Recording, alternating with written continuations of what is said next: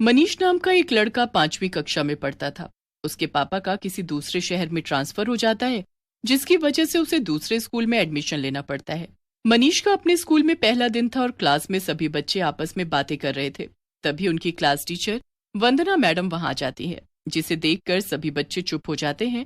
तभी वंदना मैडम मनीष को देखती है और उससे पूछती है, लगता है तुम क्लास में नए आए हो। क्या नाम है तुम्हारा? जी मैडम, मनीष। अच्छा बच्चों, कल जो मैंने तुम्हें काम करने के लिए दिया था, तुम सब वो काम करके लाए हो? सभी बच्चे डरते हुए मैडम से कहते हैं, जी मैडम। ठीक है, अब सभी बच्चे अपनी अपनी कॉपी लाकर मुझे दिखाओ। फिर सभी बच्चे एक एक करके अपनी कॉपी वंदना मैडम को दिखाने लगते हैं। और जैसे ही वंदना मैडम के हाथ में एक निखिल नाम के बच्चे की कॉपी जाती है, निखिल, ये तुम्हारा काम पूरा क्यों नहीं है? मैंने तुमसे पहले भी कहा है कि मुझे मेरा काम पूरा चाहिए। अब जाओ, इस काम को अपनी कॉपी में 10 बार जाकर करो।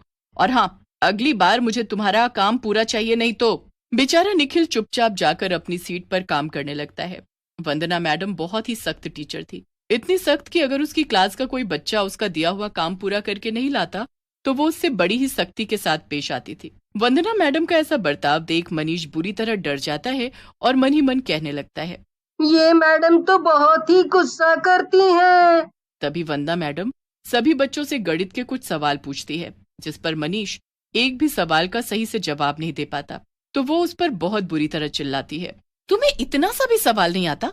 जाओ जाओ, अपनी सीट पर दोनों हाथ खड़े करके खड़े हो जाओ। और हाँ, कल ये सारे के सारे सवाल के जवाब मुझे चाहिए, समझे? बेचारा मनीष डरते हुए अपनी सीट पर जाकर अपने दोनों हाथ ऊपर करके खड़ा हो जाता है। बहुत देर खड़े रहने के बाद जब उसके हाथों में दर्द होने लगता है तो वो रोने लगता है और मन ही मन कहता है, ये मैडम कितनी गंदी है। मेरा पहले वाला स्कूल ही अच्छा था, वहाँ की मैडम भी बहुत अच्छी थी। कुछ देर बाद ही स्कूल की छुट्टी हो जाती है तो मनीष अपने हाथों को नीचे कर लेता है। बहुत देर तक खड़े रहने से उसके हाथों में बहुत दर्द हो रहा था, जिसकी वजह से वो रो रहा था। तभी निखिल मनीष के पास आता है और उसे चुप कराते हुए कहता है, मनीष, ये मैडम ऐसी ही है, ये सबको इसी तरह डांटती है। और तो और, अगर कोई भी बच्चा काम पूरा करके नहीं लाता तो उसे मारती भी है और कमरे में बंद भी कर देती है। क्लास के बच्चों से वंदना मैडम के बारे में सुनकर मनीष का डर के मारे बुरा हाल हो रहा था। स्कूल की छुट्टी हो चुकी थी और मनीष और सभी बच्चे अपने अपने घर चले जाते हैं। और मनीष के घर आते ही जब उसकी मम्मी उसे उदास देखती है, क्या बात है मनीष, तुम इतने उदास क्यों हो? मम्मी, कल मैं स्कूल नहीं जाऊंगा। नहीं बेटा, ऐसा नहीं कहते। स्कूल नहीं जाओगे तो फिर बड़े आदमी कैसे बनोगे? मनीष बेचारा अपनी मम्मी से कुछ नहीं कहता। और फिर अगले दिन मनीष तैयार होकर स्कूल चला जाता है और क्लास में जाते ही वंदना मैडम उन्हें पढ़ाने आती है और सबसे पहले वो सभी बच्चों से कल के दिए काम के बारे में पूछती है। बच्चों, कल जो मैंने तुम्हें याद करने के लिए दिया था, याद करके लाए? सभी बच्चे डरते हुए वंदना मैडम से कहते हैं, जी मैडम। वंदना मैडम एक एक करके सभी बच्चों से सुनने लगती है। तभी एक बच्चा मैडम को सुना नहीं पाता, जिस पर वंदना मैडम बहुत गुस्सा होती है और उसके हाथ पर छड़ी से मारती है, जिस पर वो बच्चा दर्द से रोने लगता है। मैडम मुझे मत मारो, मेरे हाथ में बहुत दर्द हो रहा है। दर्द हो रहा है? जब मैंने तुम्हें याद करके लाने के लिए कहा था तो फिर तुम याद करके क्यों नहीं लाए? तुम्हें पता है ना, मुझे मेरी क्लास में कोई भी नालायक बच्चा नहीं चाहिए। और मेरी बात ना मानने का क्या नतीजा होता है? हाँ, वो बच्चा दर्द से रोता रह जाता है, पर वंदना मैडम उसे बहुत मारती है। तभी वो मनीष को अपने पास बुलाकर उसे कल दिए जाने वाले प्रश्न सुनाने के लिए कहती है। मनीष, कल जो मैंने तुम्हें प्रश्न याद करने के लिए दिए थे, सुनाओ। मनीष कल पूरे दिन मैडम के डर की वजह से याद नहीं कर पाता है। वो मैडम। वो क्या? मेरे कहने के बावजूद भी तुम याद करके नहीं आए? हाँ, मैं अभी तुम्हें बताती हूँ मेरी बात ना मानने का क्या हाल होता है। फिर वंदना मैडम जोर से मनीष को 2 थप्पड़ लगाती है।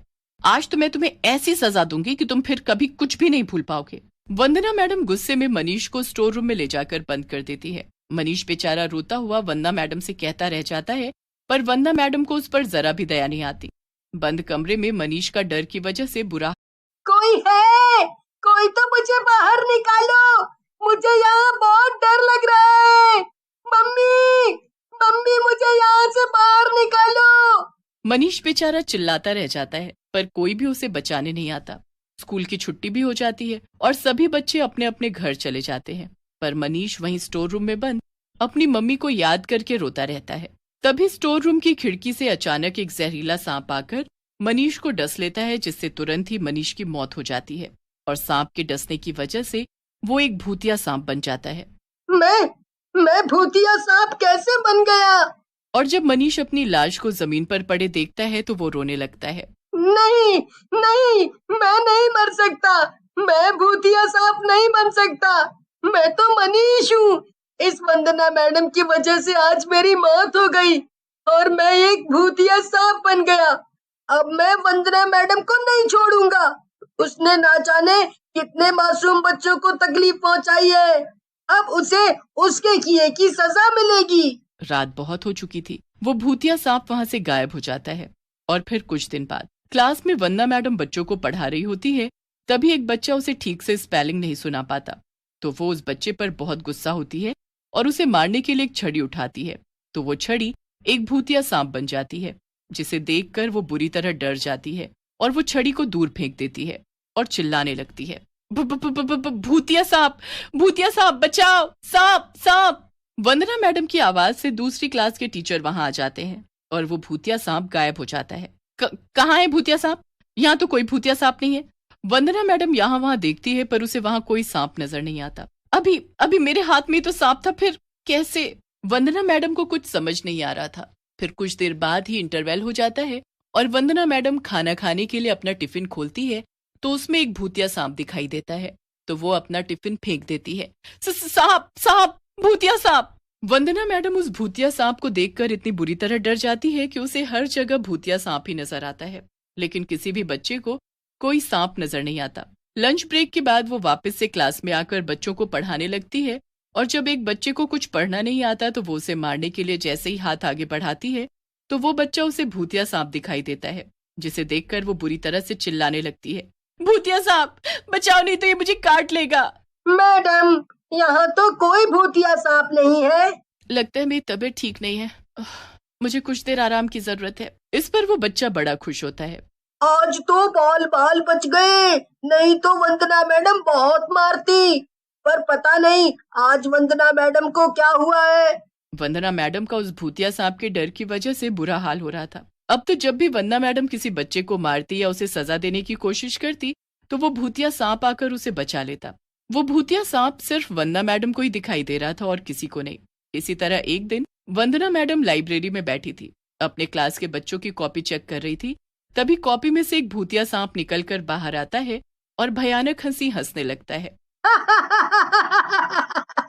बहुत तड़पाया है ना तूने बच्चों को, बहुत शौक है ना तुझे स्टोर रूम में बंद करने का। अब तुझे मैं बताता हूँ।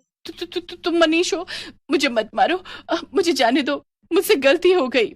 वो भयानक सांप देखते ही देखते बड़ा हो जाता है और जोर से चिल्लाने लगता है, याद कर, तूने मुझे स्टोर रूम में बंद कर दिया और मैं वहाँ चिल्लाता रहा, पर तूने मुझे बाहर नहीं निकाला।